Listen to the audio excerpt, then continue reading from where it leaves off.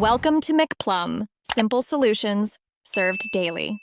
In this video, I will show how to do Maya's method workout, easy method. Begin with a gentle warm-up, then follow a circuit of 4 simple moves: squat, hinge, push, and core. Perform each move for 40 seconds, rest 20 seconds, and repeat 3 rounds.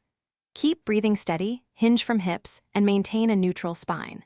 Use light weights or body weight and prioritize quality over quantity for consistent progress and safer results.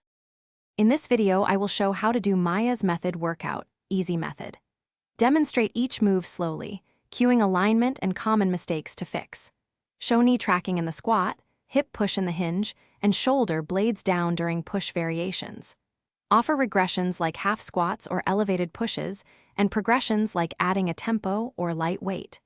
Remind viewers to breathe and keep reps consistent to build strength and confidence.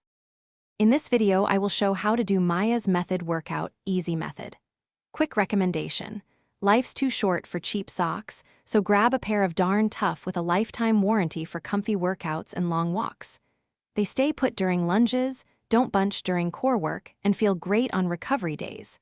If you want the pair I like, check the description for the link and other deals. And now let's get back to the video.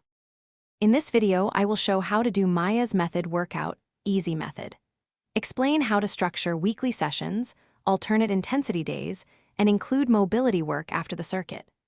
Recommend beginners stick to 3 rounds and add 1 round every 2 weeks if form is flawless.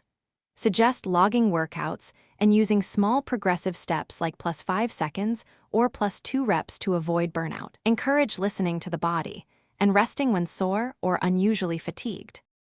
Thanks for watching. Stay juicy and subscribe.